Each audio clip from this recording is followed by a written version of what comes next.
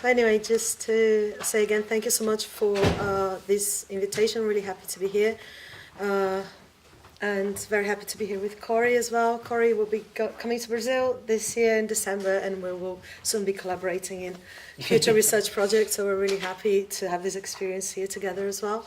And as you soon find out, I don't have a London accent, I have a Brazilian accent. So I'll just, please bear with me, and I will be talking a little bit about the film and Liu Xiaodong, and then Corey will sort of complement and then sort of follow up on some of the points. You're very cold? It's chilly, yeah. It's chilly.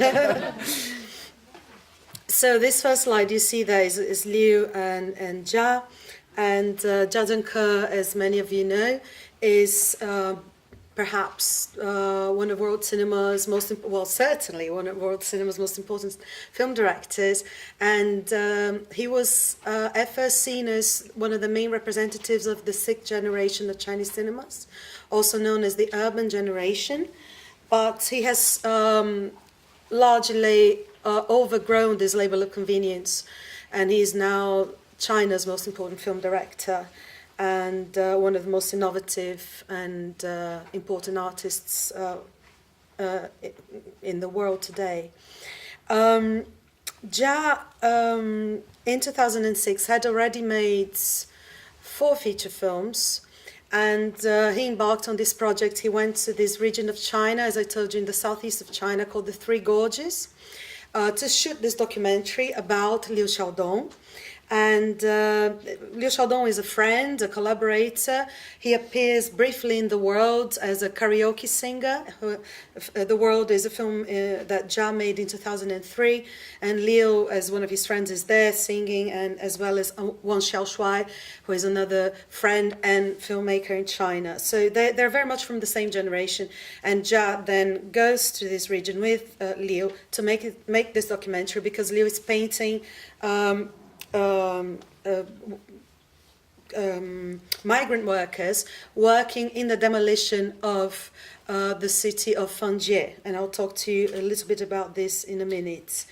So he follows Liu to the Three Gorges, and when he arrives there, he's very much impressed by that area of China where they are knocking down this entire city of 2,000 years. And the city is going to be, is now, of course, has been, but at the timing of the film, it was going to be submerged by the Three Gorges Dam that was being built. And Jia is very much impressed by that environment, and then decides to make a feature film there, which is Still Life. So I'll talk to you a little bit about that in a minute as well. About Liu Xiaodong, just to situate a little bit, I think it's important to tell you a little bit of his biography. He was born in 1963 in the north of China, in Liaoning province, in an industrial town. And he moved to Beijing when he was 17, and he studied at the Central Academy of Fine Arts in Beijing, which is a very prestigious art school. And he received a BA in Fine Arts in oil painting in 1988. And he carried on to do an MA in painting, oil painting, which he received in 1995. And in the 90s, he went to Spain to study in Madrid. So he is very much of an academic as well as an artist. And today he holds a tenure as a professor at the Central Academy of Fine Arts. So he teaches painting in Beijing. And he has had many solo exhibitions in China and abroad. So he's a very accomplished artist, very, very well regarded and well known, both in China and abroad. He's very much an inheritor of the Chinese socialist realism. And we'll be talking about this again in a minute. Usually his compositions are painted with very loose and casual brush strokes, and he works very often en plein air, so outside, painting not in the studio but outside, and very much in contact with his sitters and his sitters' stories. So he allows a lot of their personal stories to sort of inform his art. So he's very much a painter who enjoys this interaction with those models that he's painting. And as you saw in the film, Jia sort of stresses that quite a lot. So the big sections of the film where we follow sitters, models, or visit their families. There's a quick quote here by Liu Xiaodong. He says, "Society and art should be like breathing. One breathes in and the other breathes out." So he is an artist that is a realist artist in essence. A lot of his projects as well sort of go beyond the painting. So he keeps diaries and he draws and he takes pictures, as you saw in the film as well. So there's sort of this byproducts of his work that are also part of his artistic output and creation. Right. Another thing I wanted to say briefly about him is that this is a picture from a film called The Days, which is a film made in 1983 by Wang Xiaoshuai. And Liu Xiaodong is the actor in the film. He plays an artist alongside Yu Hong. And this film is a landmark in Chinese film history. It is seen as one of the first films of the Chinese independent film movement, or the sixth generation, or urban generation, not different names, but a sort of new sort of movement in cinema in China that began in the 90s. So films made without official approval. And this is Wang Xiaoshuai, who then went on to become a very sort of famous film director as well. There's another film that accompanies sort of this film as the sort of first films of this independent film movement, and that is Beijing Bastards. Don't know if you've seen it or heard about it. That's a film by Zheng Yuan, and Liu Xiaodong was the art director for Beijing Bastards. So he was very much involved in this sort of Chinese independent film movement of the early 90s as an actor, as art director, and friends with these filmmakers. Who really are a generation that comes out of the 1989 protests and the massacre in Tiananmen. So all those events that happened in China in the late 80s that sort of then led to this sort of a movement in independent art in China, in painting and film and other artistic expressions as well. So this is just to situate you a little bit with Liu Xiaodong and Jia. And I will say a few words about these two films because they're very much sort of, they exist sort of in very close proximity. So they share, of course, almost the exact same crew. So you have Yu Li Kuai, who is Jia's most constant collaborator, who is a cinematographer for most of his films, and of course Dong as well, and Still Life. And Zheng Yang, he does sound, and the soundtrack is Lin Zhong, who is a Taiwanese film composer who works with Hou Xiaoxian and with Jia Zhangke. So they're all involved in Dong and Still Life. And the two films, interestingly, they also share, I don't know how many of you have actually seen Still Life, which is a more sort of well-known film by Jia Zhangke, but these two films, they share some exact same shots. So the moment when that wall collapses and you have a character walking, a wall collapses, that is in both films. It's exactly the same shot. And there's another shot where we sort of see a group of men carrying a corpse, and it's actually a funeral of a character in Still Life that we see here briefly in Dong, of course, out of context. But there are sort of exact same shots that are shared between these two films. So they were made in very close proximity. And I'm sort of decided to talk a little bit about Still Life to you because I think, as with any Jia Zhangke film, there are many angles of approach. There are many sort of different things I could say about this film, and the way of it. Well, in my book, I have discussed photography, so the intermediality between cinema and photography in this film Dong, but I'm not going to talk about it today here because I chose to sort of say a bit more about landscape painting and Chinese painting and that tradition and how that is related to still life and how that is also somehow, thank you, present in Dong, but in different ways. So I believe that one of the best examples of how Jia Zhangke's cinema relates or relies on aesthetic resources pertaining to other forms of art can be observed in Still Life, this film that was shot on location in the Three Gorges in the southeast of China and taking place in the city of Fanjie, a 2,000-year-old city that's being knocked down and is going to be submerged by the Three Gorges Dam. So the film Still Life is a film that follows two characters, one a man, Han Sang-ming, and the other one a woman, Sheng Hong. And these two characters come from the north of China to the southeast, to this region, in search of their partners. So they're looking for their estranged partners, one the wife, the other one the husband. And they sort of their sort of quest takes place within this environment of destruction, right? A lot of people wonder why is the city being knocked down in the way that it is. Sort of, it looks very sort of primitive in a way, very sort of slow. Why not just sort of implode everything? It would be much quicker.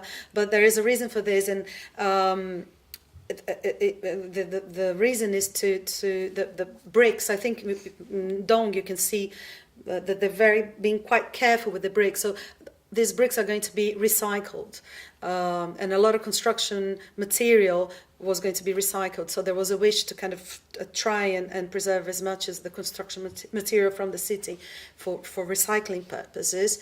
And the reason for the demolition is to make it navigable, to make the waterway, the dam navigable. So they couldn't really just keep the city there. So this is an environment where, as you saw, with piles of bricks and rubble and rocks, collapsing walls, derelict buildings, etc., etc. But behind the grandeur of this project of the Three Gorges, which is today the biggest power plant in the world, we have one of China's most iconic landscapes, which is formed by the Three Gorges of the Yangtze River. So this is the river that you saw here, is the Yangtze River. And there is a centrality and importance of this landscape to China's culture and collective memory, which is largely due to their recurrent presence in classical poems and paintings from especially the Tang, Song, and Yuan dynasties.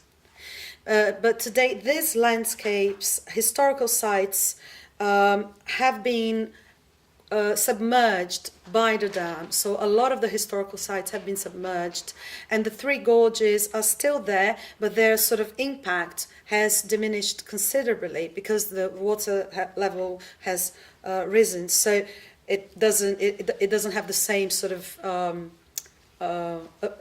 striking appearance as it had before. So the whole region has been affected very radically. This landscape, the Three Gorges, again, why is it so important? One of the reasons is its main constituting elements are the mountain and the water. And mountain and water, in Chinese language, the expression mountain water means landscape. So landscape painting in Chinese is sheng shui hua. Sheng is mountain, shui is water. So mountain water painting means landscape painting.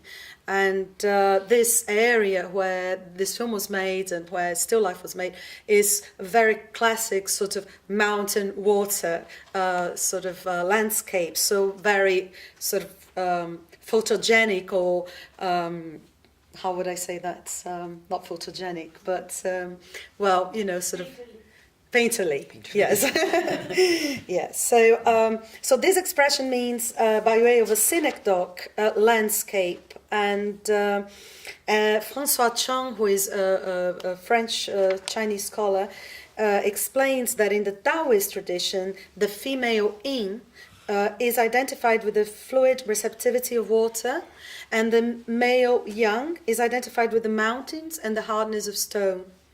And according to the Confucian tradition, the mountain and the water correspond to two poles of human sensibility, the heart, which is the mountain, and the spirit, the water.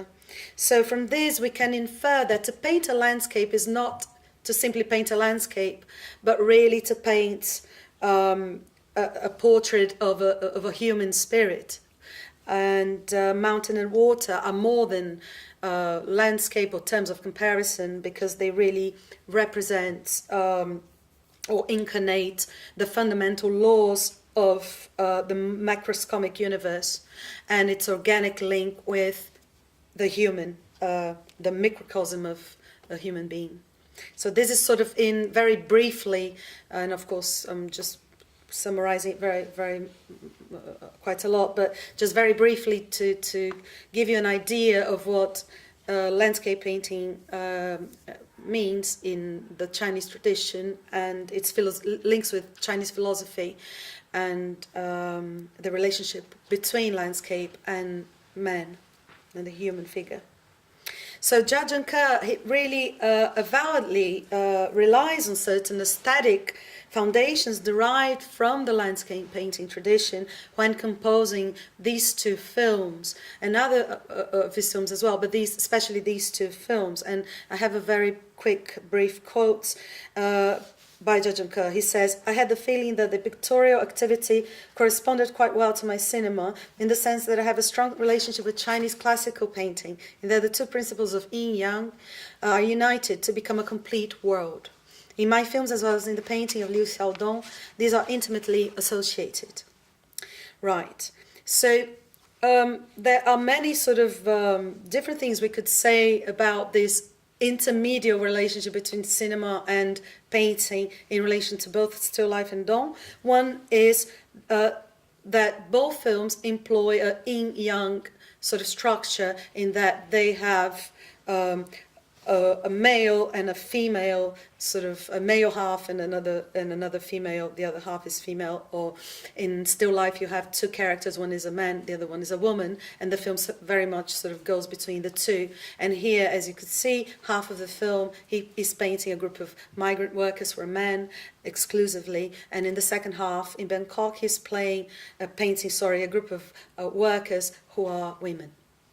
So there is a sex workers, yeah, that's sort of implied, yeah. Well, I think it is implied. Yeah, almost completely sure that they're sex, yeah.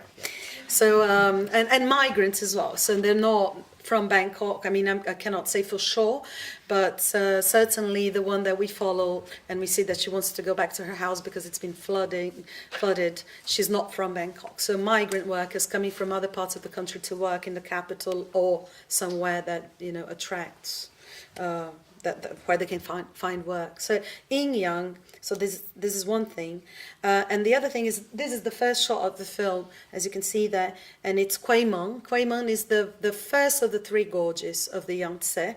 This is before flooding. This is before the sort of flooding of Fanjie. So it's quite striking. It's a very sort of meaningful place, as I said to you. And we see a man looking at the landscape. So this is Liu Xiaodong. He's looking at this landscape of rain and fog, which is very much what that area is. It's very sort of humid. And there's a music that comes up, which is Lim Jom's music. And that the similar music is used in still life.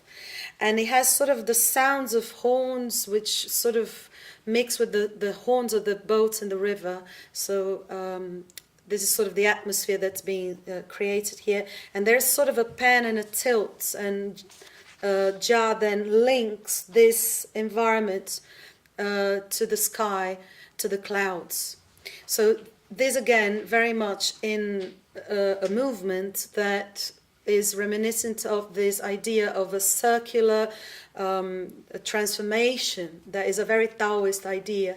So the mountain and the water are not opposing poles, they turn into each other, and the clouds are very much the transition between mountain and water. So this is very much in the tradition of Chinese landscape painting, where you have an empty space, and empty space is where transformation occurs. So this first shot of the film makes this connection between land and sky, and between water and mountain through the clouds.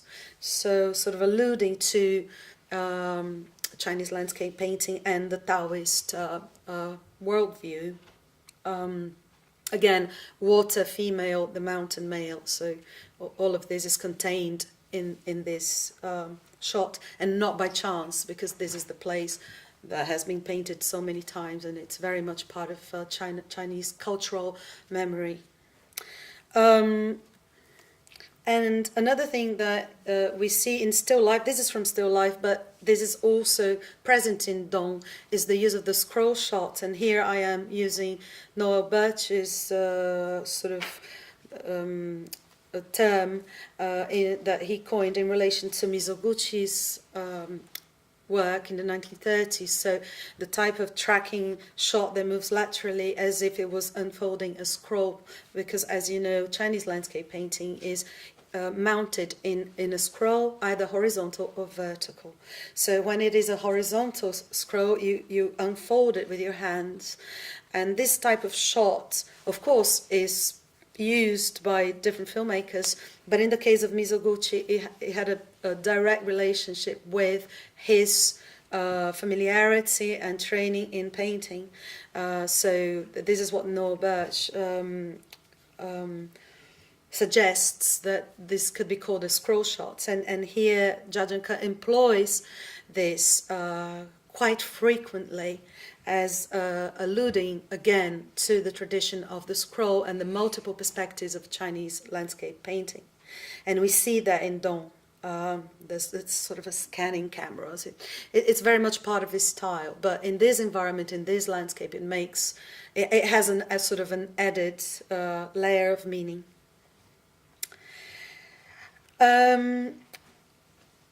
Liu's two paintings that you can see here, they're called Hotbed 1 and Hotbed 2 in Chinese as well. Wanchuan, meaning, I think, hotbed in agriculture or breeding ground, but also figuratively. Maybe you're going to be speaking a bit more about hotbed. I don't know about these paintings now.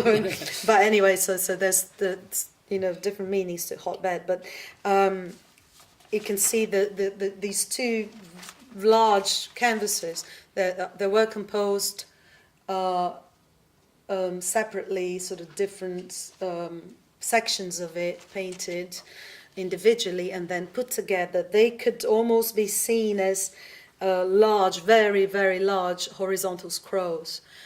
So they have a shifting perspective that again is connected to landscape painting. And we see in the film that Liu he directs his models, he positions them where he wants them, and he uses photography quite a lot to sketch first. And then when he starts painting, he tries to put himself in a sort of a limited position, or in all fours, or very close to the canvas, in order to limit his rationality and to sort of create this physical limitation so that he can become more sort of creative in a more organic way. That's what he suggests. So there are unfinished aspects of his work which sort of are part of his creative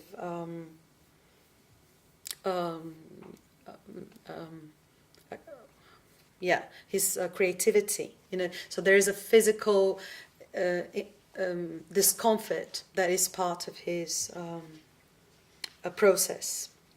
And as you can see as well from the film and from some of the interviews, the body of the model is extremely important to him, and it is a central part of his work, observing the body of his models. And in the body of young people, he talks about the vitality and the beauty of young bodies. And we see also his brush stroke, which is quite thick and big and makes noise, so there's that sort of vigor of the body and of the big brushstroke. And in this sense, I'm saying all this as well because it sort of contradicts the position of the body of the human figure in Chinese landscape painting, because in Chinese landscape painting the human figure is almost absent. Sometimes it is there, it's very, very small. You hardly see it. You see the landscape, but you don't really see the human figure. So in this sense, Liu Xiaodong's work is very dissimilar to Chinese landscape painting. And it is more tributary to Chinese socialist realism. This is just an example of a painting of Chinese socialist realist painting, and this is a style, of course, that developed in the 20th century via the Soviet Union. So there is a lot of that in the large-scale works of Liu Xiaodong. It's sort of very influenced by this style as well. And as he says in the film, and I'm sort of now going to stop talking because I've said too much, and I'm going to ask Corey to. Is this the time? Yeah. Oh my God. Okay. Yeah. And then there's the. I just realized it's so incredible. This. Yeah.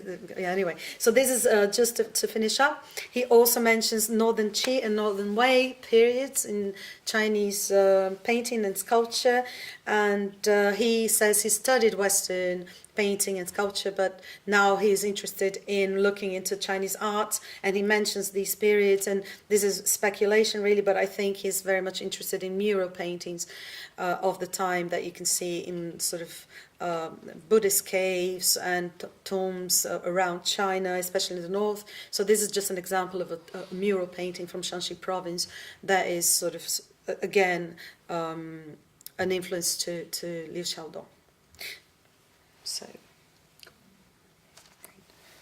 see, where's my guy now? Right, yeah, let me do it. Oh, yeah. It's on the desktop. Yeah. Oh, where am I? There. Cool. Great. I think our presentations kind of complement one another. I was quickly editing as we went along, just saying, oh, I won't mention that. Oh, I'll mention this. But you've given me some thoughts for my conclusion as well.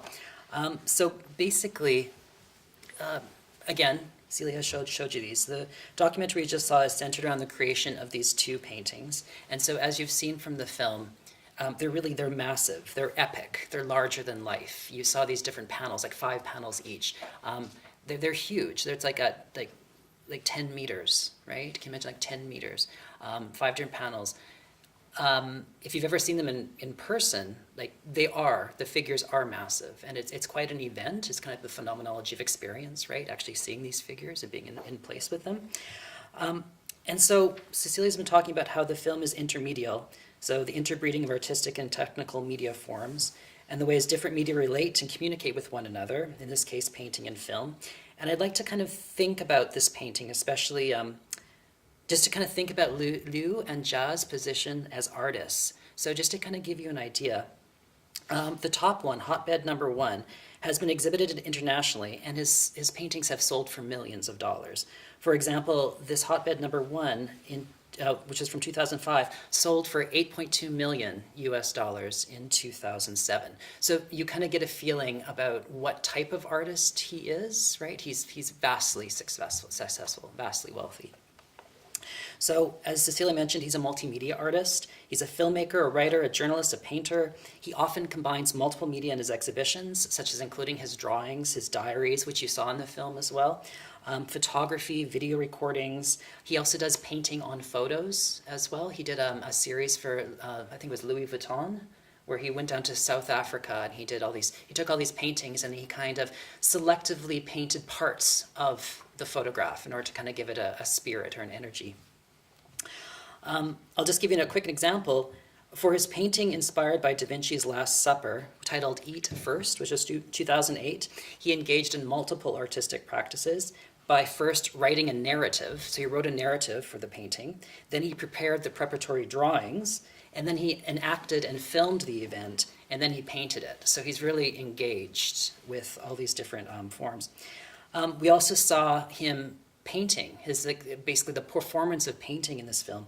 And we kind of saw how his paintings are very sculptural in the way he uses paint. Like you saw his emphasis on texture, on viscosity, on brush strokes. There's also a lot of movement to his painting. He is a cinematic painter in that he appears to be capturing a moment selected from a sequence of moments. He has also talked about the relationship between film and painting, and in contrasting them has said that painting can only have one angle, so you have to choose. And painting captures a single moment, but he wants to make people wonder what comes next, and that's why he thinks it makes it a cinematic painting. He has also remarked that film reconstructs the human condition, while painting can only capture one scene. But he said, it's kind of, but that's also powerful because once it becomes painted, it lasts and people remember it. So kind of how painting monumentalizes it. And so I think it's kind of interesting how he's kind of thinking in terms of cinema and painting and the strengths of each and how they're kind of connect with one another. It's also quite interesting to know I found an interview with him and he said he tried to do his master's in filmmaking, mainly because he was always been fascinated with film and he's socialized with filmmakers, but he was denied. He was rejected. He wasn't accepted. So it's interesting what would have happened if, who knows. So let's see. Originally I came to this conference to discuss Jia Zhangke. I'm talking about Jia Zhangke's film Useless, which is about the artist/fashion designer Ma Ke on Wednesday. But Dong is also related to this work because, as I mentioned in the introduction to it, it's part of Jia's Trilogy of Artists series, okay? So they're really in conversation with one another. So like I mentioned earlier, only 2 of this trilogy have been created so far. I'm not too sure what the third is going to be on, or even if it's going to be made or not. So he explained that he felt that the Chinese intellectuals had been marginalized after Tiananmen, and that the general public lost interest in what intellectuals were thinking and saying. So their insights are obviously interesting, and I've long wanted to make films to introduce them and their ideas about society to a larger audience. Thus, he decided to make these documentaries in order to help audiences appreciate and understand the work and thought of these intellectuals. So this is kind of the goal of this series that he's doing. Let's see, all right. Dong is, of course, intermedial because we have Dong's paintings and Jia's films and how they communicate with one another, but it also made me think about the various definitions of the word medium. So it can be the material or form used by the artist, such as the aforementioned painting and film, but it's also, according to the dictionary, it's an agency or means of doing something. So in English, we use it in the sense of using the latest technology as a medium for job creation. So it has about agency and doing something. Thus, it made me start thinking about the agency or the agencies in the film, who has it and who doesn't, and the varying levels of agency. So in this brief presentation, I'd like to consider the voice in the film, who commands it, what it says, how it is filmed, and what it does. So with Dong, we not only have a documentary about the artist Liu Xiaodong, but also a film by another artist, Jia Zhangke. Both have a voice in the film, Liu in what he says, Jia in what he films. As they're both artists, their creations also speak. So to connect to the other element of this conference, that of historiography, we can consider how both Liu and Jia, as well as Ma Ke, which again I'll talk about Wednesday, are writing history through their creations and their personal philosophies, but also that they're writing this history from their perspective as artists. So what do I mean from this perspective as artists? I think it was talked about earlier when we saw the clips of the video essay films, when it was, I didn't catch his name, but it was a Brazilian artist who was, and the narrator was commenting about the artist is always clothed, and the object is always, That's a delicate crime. His name is Felipe Ehrenberg. Okay. And he's a Mexican painter. Okay. Just died. Oh, you're A kidding. couple of months ago, unfortunately. I thought that was very poignant. That kind of, It has such a connection with this. Yeah. The thing about the body. the body and the position of the artist. And so what does it mean to write from this perspective in a Chinese context? So the modern intellectual, the artist intellectual, which Jia is and which Liu is, its antecedent was the Confucian scholar gentry, so the literati. These were educated civil servants who served state administration from the Han to the Qing dynasties, so for roughly 202 BCE to 1912 CE. So like the elements in the painting, they had the Confucian role of, quote unquote, enlightening society, enlightening the masses, a concept connected to, and I quote, those above nurturing those below. So the scholar Itza May Feuerwerker writes that this attitude was invoked by the intellectuals again during the May 4th movement, which was initially a student-led nationalistic political movement that ran from 1915 to 21, which endeavored to revolutionize Chinese culture and make a strong nation, who claimed that they had the mission of speaking for the masses, specifically the peasantry, and thus developed, and I quote, a sense of anguish and moral culpability towards this group. So this kind of idea that you have to speak for the masses to support them. You're morally culpable towards this group of people. And so this has basically continued into the present day, where intellectuals endeavor to serve society by acting as the voice of the marginalized. So the mission of the contemporary intellectual is to serve the greater good of society, which is an altruistic mission that became very important to the intellectuals, specifically, especially after Tiananmen. So I was just thinking about some of the things that he says, both in the film as well as his interviews about the film. So service, I kind of divide them into three groups: service to society, to help the marginalized, and kind of this sense of nationalism. So this service, this personal responsibility to witness and testify as to the incredible changes that have happened in the contemporary China and its effects on the poor, and to be useful to society. This connects to the Chinese New Documentary movement that began in the 90s and was motivated by a sense of social urgency. So their goal was to create a dialogue with society by investigating social problems and making them public with the intention of hopefully solving them. So it was about exposing problems and exposing them and then kind of thinking how we can, solve them, right? That was the entire thing, to serve society. Help the marginalized. He desires to help the migrant workers and the sex workers that are filmed. I wish I could give them something through my art, he says in the film as well. So he kind of want to help the marginalized. I don't know if any of you reacted to that saying. Now that we know that how much his paintings actually sell for, I wonder how much his subjects are getting paid. Do you know what I mean? I remember after I did this research, I was like, well, give them a goddamn painting, thank you very much. That's how you can help them for your art. But, so I kind of had a little bit of a moment. The other part is like loving the nation. So this is nationalism, this Chineseness. I think it's interesting, he talks about a Chinese art that is rooted in the soil of the nation. So he defends, in this quote, he said, China adopted this thing called oil painting, painted it in the soil, and let it take root. It will naturally grow into something different. He also said he desires to paint what was familiar to me, an art that would grow from the soil, not from the art of another country.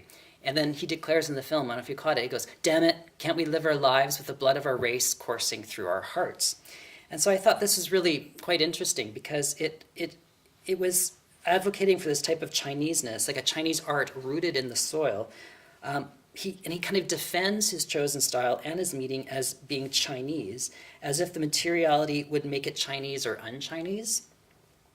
So I think that was kind of an interesting way of kind of seeing kind of this kind of intermediate relationship with the medium itself, about how this kind of, he's almost like, what does he do? He's defending his choice of oil painting because it's not a indigenous medium, right? But he's saying that it can kind of become a hybridized Chinese medium. So I think that's kind of an interesting element to that. I was also interested about how he looks to the past, especially the Northern Wei dynasty 1,500 years ago. And it was this kind of this nostalgia for a legendary past, which he of course has never experienced directly, but kind of looks to this deep Chinese past in order to kind of draw artistic inspiration. And then just thinking about this, I was considering how it kind of connects to this term called patriotic worrying, which Gloria Davies notes is a common trope in Chinese intellectual discourse. And she says, which carries the moral obligation of first identifying and then solving perceived Chinese problems, like the new documentary film movement, in order to achieve China's national perfection. But it doesn't threaten the state. As she explains, it is expressed in the rhetoric of loving the nation. And then thinking a bit more of that, I also found that Jia has expressed similar thoughts as well.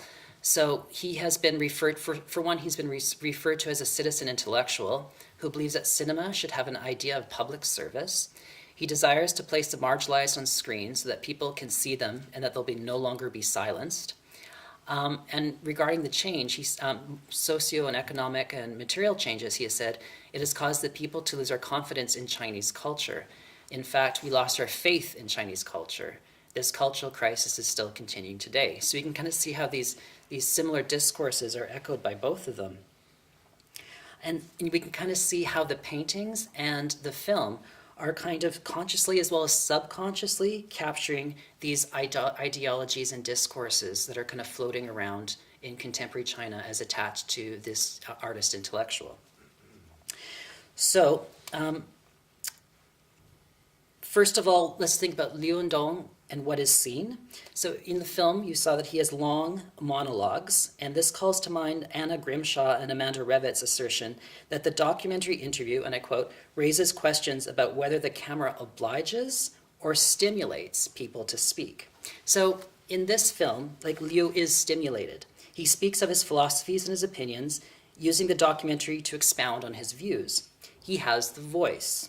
So this is further emphasized by the use of the voiceover in some of the scenes, and it made me think of how Mladen Dolar writes, the voice is, and I quote, a sound which appears to be endowed in itself with the will to say something, with an inner intentionality.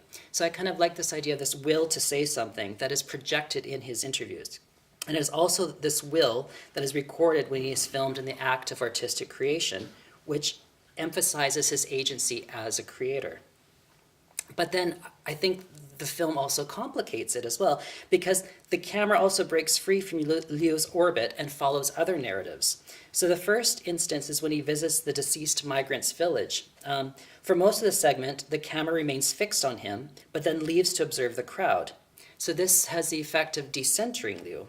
But it also doesn't give the peasants that he's the agency. Instead, it becomes this kind of ethnographic lens, observing the peasants grieve and talk amongst themselves. So it is sympathetic. It's a sympathetic lens that emphasizes the powerlessness of the peasants, but doesn't give them actual agency. So unlike Liu's dialogue, theirs is hardly ever subtitled unless they speak directly to Liu.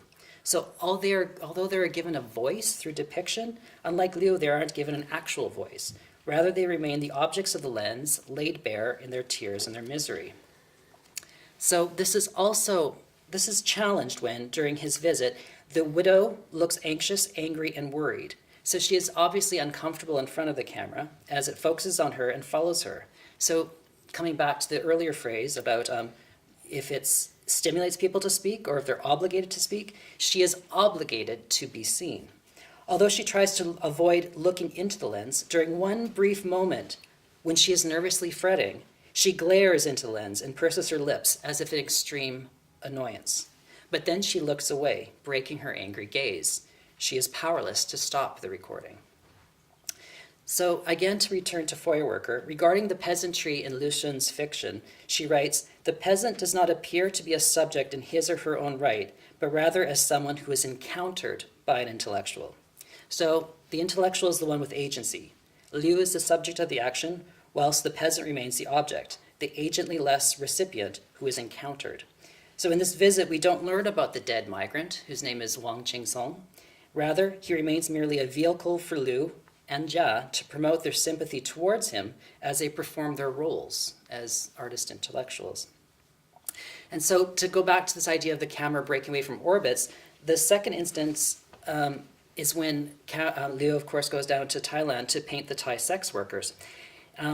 So he definitely has agency. He has recorded painting, conducting business, traveling, expounding on his philosophies, and other activities associated with the role of the artist. He's in control. But in the film, when he tells one of the women to take a break, the camera follows her, then stops, voyeuristically watching her. So it observes as she retrieves her phone and starts checking her messages, and we also hear Liu's voice at it from a distance, and it's of course subtitled. He is talking about his art process, and it is subtitled. We hear him saying, "They all move this way, the body language of tropical people," which I think a lot of us noticed that. But the camera stays with her. watching her go through her messages and then undressing and dressing, and she largely remains silent. So the camera then continues the next day to follow her. She is mostly silent, and when she speaks, her voice remains muffled and is very rarely subtitled. I think there's only one moment when she says to somebody phoning that, oh, I'm going to such and such a place, just so we know that trajectory.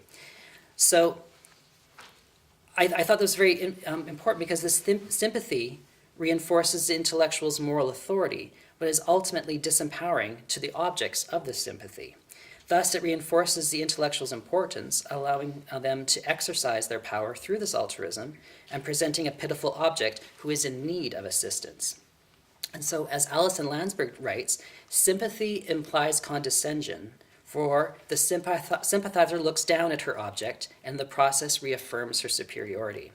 Thus, even though the film breaks the orbit around Liu and refocuses on the marginalized other, it is still another artist, Jia Zhangke, looking at the peasants and the sex workers in the same way.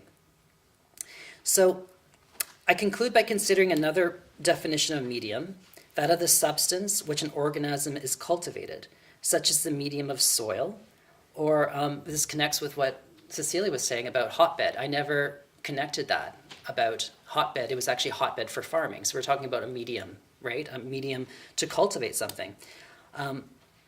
Which also connects to what Liu has earlier said to comment on his desire to create an art that would grow from the soil of China, and how the media of film and painting in Dong captures this other medium, that is, the ideologies that circulate about the role and the position of the artists.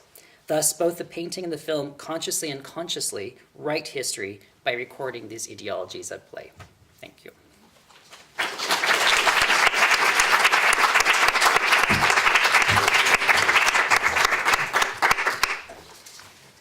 Wow, that was fantastic to hear so much expertise on Jia Zhangke, Chinese film painting history, traditions, and at times quite provocative in Corey's talk. So we have many points for discussion here, and we still have 30 minutes for that. So I have my points, but I will reserve mine for a bit later and open to the floor. Yes, Flavia? I don't know if I can formulate that in English, but I would like to know from every one of you, considering the sound, the use of the sound. Yes. You talked about painting, but I think the sound is important in this building of a so-called dignity of the object. Because many times, I don't know if that happens in all his films or just here, but when he focuses people, the sound is always from outside, and what is being filmed is sometimes, many times, silenced. In the scenes of the mourning people, they are very sad and they don't say anything, and we hear this ambience. There is a sound ambience in many times when he films, also in the dam scenes. So I was wondering if you have thought about the question of sound in this transit between subject, object, dignity or not dignity.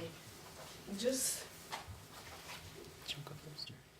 You talk about sound a bit, don't you? Yeah. About the music. Well, I think it sort of relates a little bit as well to what you were saying, because they are silent, so they are not given the voice. But Yes. at the same time, you're relating this to dignity, which I sort of agree with in a way. But I hadn't really thought about this, to be frank. So I don't know if I would have a lot to add, because at some point he says, I don't know if the artist, maybe it's the artist because he's very talkative. not Yeah, the yeah. director. It's the dignity intrinsic to all people. Yes. What I'm looking for. yes. And I wonder if the work with the sound has to do with this. Yeah, well, certainly he cannot communicate with the Thai workers because they don't speak the same language, so that's obvious. But then they sort of speak through music, so they sing together. They don't not really. I wonder how much they can communicate with a grieving family, because they speak another dialect. It's a dialect, yeah. Yeah. So there's that as well. So the fact that that is also not subtitled, they're speaking dialect. So I'm pretty sure that both Jia and Liu don't understand what they're saying. But they would be going with somebody that does know. Probably, yeah, but maybe not necessarily. The person wouldn't be translating everything. I mean, they're all talking, and we don't understand. Mandarin speakers wouldn't understand necessarily what they're saying. So there is a sort of distance. Did you understand? No. Yeah, it is. Yeah. But at the same time, so there is a silence of those being painted, or an inability to communicate through language. But there is another type of communication going on, perhaps. And what you said about dignity, I think it's very interesting because none of these migrants are actually listed in the credits. They're not given names. Do you know what I mean? They remain unnamed. We know that the dead migrant, his name is Wang Qing-song, and we know the names of the children from the film, but they're actually not listed in the credits. If you look at the credits, they're just about people that were kind of involved with the film. So I thought that was kind of... So I was going to ask then, do you think that they're being condescending to their subjects? Because you mentioned the fact that the paintings are very expensive, that there's no credits, that they say tropical women, move in this way. Are they being condescending? I don't think they're consciously being condescending. It's just this kind of subconscious thing that comes with having their position. So it's not kind of reflective of their position that they have. Like, I think, again, getting back to the point of him saying, I wish I could give them something through my art. It's like, well, I'm sure you can afford much more than 2 stuffed animals and a backpack. Do you know what I mean? But in some ways I disagree a little bit with you, Corey, because in terms of Jia Zhangke especially, one of the subjects of Liu's painting is his cousin, as we know, Han Xiaoming. That's his cousin from Shanxi. He's a miner, and Jia comes from a family of, that went through, China in the 70s, it's difficult to take them and say, look, they come from a different class, because it was a classless society, regardless of what happened in the past. But during the Cultural Revolution, what they went through, what Jia's family went through, and then he has a cousin who's a miner, and he's very close to his cousin, and his cousin acts in his films, and he's the subject. So there is no, of course, Jia became a filmmaker, and he's very happy to assume the position of the intellectual and to sort of enjoy the money he's making. I mean, they are very sort of money oriented and happy with it and not ashamed. And so in a way, there is a distance, but there isn't, and the same with Liu Xiaodong. I mean, of course, he had the chance to study art and everything. But it doesn't mean that he comes from an upper class that looks. I think it's hard to. I feel a bit uncomfortable with thinking of them as condescending artists. I don't think they mean to be condescending. Yeah. But I think, one thing I want to mention, however, is Jia Zhangke always positions himself as he calls himself a migrant worker. I'm a peasant from the countryside. But his grandfather was actually a doctor in France. So he was trained as a surgeon. I'm really sorry. Can I correct you on this? Really? Yes, because he told that to Chris Berry. Okay. And Chris Berry's written it, and I did ask Jia, and he said, no, of course not. My grandfather never left China. Okay. He was a surgeon in a bigger town, but that's it. Oh, but he was sent down. They were sent down, right? Sent down. Were his parents sent down? Sent down? Yeah, they were sent down youth. No, his father was sent down. I think he was sent down. Yeah, he was sent down. But I mean, this idea that his family is privileged is. I mean, of course, his grandfather was a successful doctor, but he's not a peasant. After the revolution, he's definitely not a peasant. He's not a peasant. He likes to spin himself as being a peasant, but yeah. But I mean, I think it's a bit complicated to just sort of say that about a filmmaker that.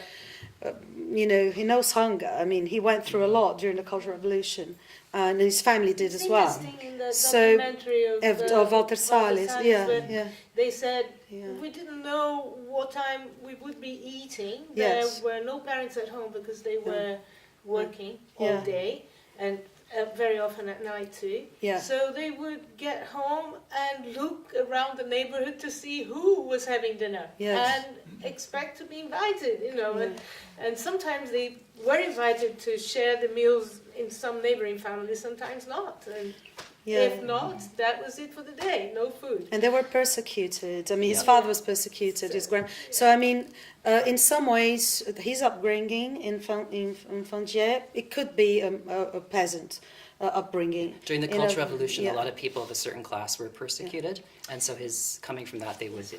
Well, I was going to say, in a way, it doesn't matter whether they're peasants or rich or anything, it doesn't really matter.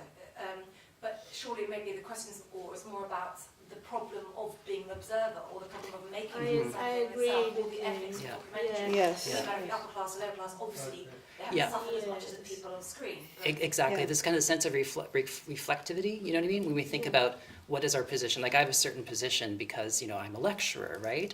You know what I mean? So when I go to my students, we have to be very conscious of our positions that we have. And I think that when I watched this film, it kind of made me aware of perhaps what maybe they haven't reflected on about their different positions that they are kind of engaging with. But this also has to do with my book as well, because it's called like Moving Figures, Class Feelings in the Films of Jia Zhangke, where I talk about these feelings and the effective elements of class in contemporary China. So. I would like to throw another point for discussion here, which is the attachment to a certain Chinese culture, and one that does not leave aside the socialist experience or even tries to incorporate it. In a way, those figures, I like this title, those figures, both in the landscape or against those white neutral backgrounds as the sex workers there in Thailand are posing. They are not individual people, they are representatives of a class. And so they are representative, it's very much in the tradition of the Russian Yes. social realism, where you have those workers that have some faces, and the face of suffering and of resilience. And like those elderly men in the house of the grieving family, the close-up in their eyes, they are tearful eyes, but the tear doesn't run down. The tear is held there, and I love the shot that captures that face. But it's a shot that is marked by ideology. You can see that there is an ideology there that we might discuss, whether we agree with it or not. But there is a beauty of the representation, the kind of allegorical strength of those faces that represent suffering. He talks about suffering a lot. Suffering, work, resilience, the physicality, their body, the reality of their body. That is so striking. And in that sense, I think it communicates a lot with the idea of passages. Using painting to pass through the blockages that we have and attain the materiality of those bodies, and it's very striking for us. And I think it's so beautiful that they are actually silent, because you just feel their pain. You just sense the tragedy of those lives. And at the same time, the resilience, the will to continue and to fight further and further. So I think there is this question of realism, of collectivity, of a class that sticks together, all those people, the neighborhood that comes together, those people in the Thai, the sex workers, they are also sticking together, they are a collectivity, and they build their force through that. Now, we may agree or disagree, because we know the horrors that were committed both in Russia and in China in the name of that ideology. But we are going to discuss Badiou further on. Yeah. He has also a number of views about this problem. But that's something I wanted to throw into the debate and see how you feel about it. Or what yes. I agree with you about the Russian cinema and the Russian experience of 20th century. And I'm from former Soviet Union. It's not good, I know, but it's my experience. And I'm from Georgia, and the colors of film, but which he shot in Leviathan. South of Southampton. Calato, His so- first film, Oh, yes, the cranes it's are very flying. close The cranes are with flying. experience. The It's cranes not are flying? perfect. The cranes are flying? The cranes are flying? Yes, it's the 1957? later time. It's I mean the documentary. Oh, She's right. shooting. They collaborate with Cuba. Georgian. I am Cuba? No. No. South of Southampton. Oh, No, Okay, yeah. I've seen. This is very old. His Yes, initial yes, film. Yes, Yeah. and it's Spezia. very Spezia. similar, and I'm interested why we different times, but it's ideology. Yes, we same ideology and we same aesthetic, I think. Yes. And our questions is the first half of film. It seems very close for me to Eisenstein Mexican. Yes. And is here with some homosexual message or not, or it's only my opinion? Absolutely. The fascination with the prick. His Yeah. but he's kind of pansexual there because he also likes the women. Yeah, But yeah. clearly he's attracted to those male bodies, no doubt about it. Yeah. Yes, yes, yeah. And I think there is sort of the brush, you know, the like the way he manipulates the brush and the really thick brush strokes, and there's some sort of Well, sort of phallic thing in that as well. yeah, I've kind of written about this as well, about his obsession with the penis, and especially that little, like, look, his prick sticks out, Yeah. and I emphasize it in his painting. And I gave a presentation last year about this, basically about how this peasant body has been kind of embodied, but doesn't have a voice, and how, you know, Liu has the voice, but the peasant remains this body, right? And I found an interesting quote by Frantz Fanon, who says that, you know, to the racist, this the African man is just a penis, right? He doesn't have anything else except the penis. He is the penis. Mm-hmm. And so I was kind of comparing it to this, with this migrant worker has nothing else, but he's a penis. He is a penis. So I thought that was kind of really not so much a sexual thing, but more of like, you know, the body of the migrant worker is what the emphasis is on, right? It's not what's there, or even if they have a name, it's their body. Who is the one who dies? Ching Song. Wang But we, Ching-sung. yeah, he's not that. He's a bit of the older one. Yeah. Yeah, but we don't know. It's hard to say. Yeah. It's hard to say. And is it that that's connected with the falling of that wall, or not really? No. Or that was just put together like Yes, that? yes, yes. I mean, there is that sort of narrative that you see the funeral thing, but that belongs to still life, actually. It's a shot that belongs to still life. Mm. So, but there is that suggestion, you know, Okay. yeah. But it's a fictional thing happening during the, right, yeah. Right, okay.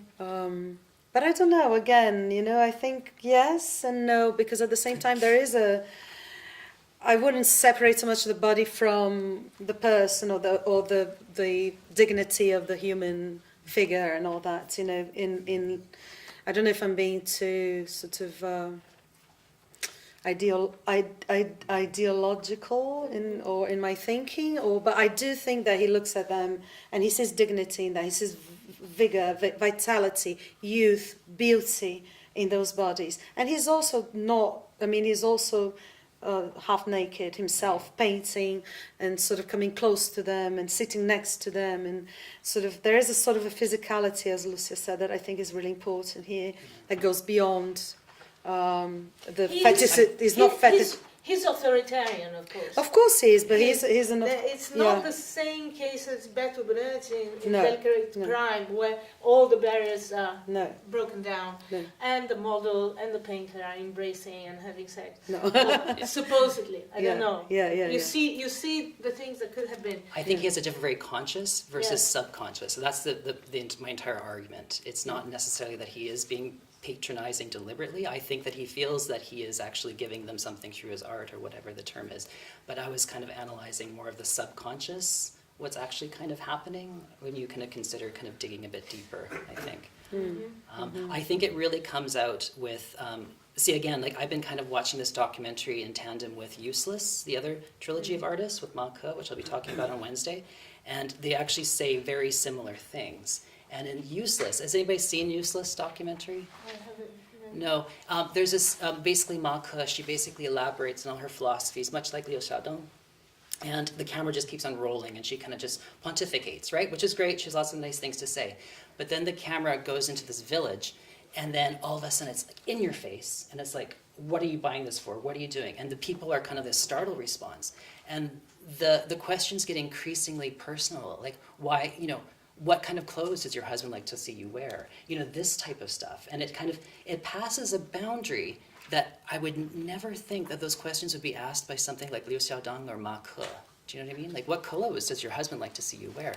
And just various different representations. Like, I'm not too sure why they included the scene where she's blowing her nose, when she goes, and I think they even turned up the sound for that to kind of maybe pronounce this. Do you think so? I mean, any experience in China is you experience that all the time, Corey. I mean, that's but I think that this everyday life. it is People everyday spit life, and, but it was and blow kind their of nose. emphasized.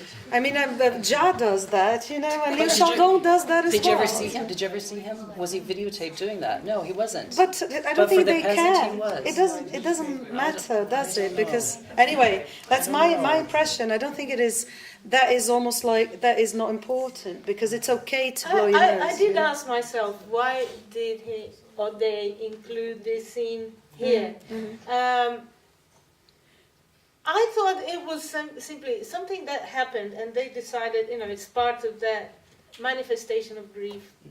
Because that is the moment of she shows that she's crying. The daughter is also trying to hide her face and her tears and so on. So they're trying to hide it, and she hides to blow her nose. And I think that hiding is more important than the nose being blown. I don't think she hides. She just squats. She does that to. Yes. It's just.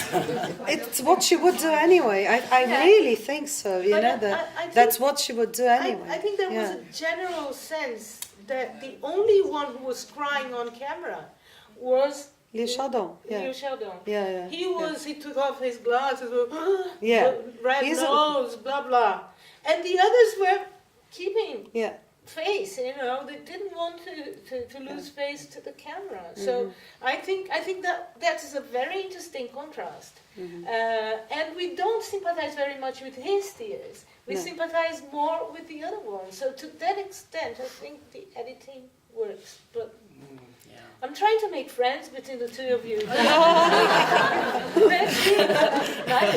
You're going to work together in Brazil. But I think that's very much to do with how rich Jia's work is, because I think it sort of allows for so many different points of view and angles of approach, and we sort of disagree very much on this, but I think they're sort of complementary, both our views, if we sort of... Like it might come across that I hate Jia, but I actually don't. I actually really love his work. It's just after spending so many years with it and just kind of like really interrogating it, this is what I kind of, I know. You kind of I know change the from being a fanboy to kind of thinking, okay, what other things are at place? What else is happening? So.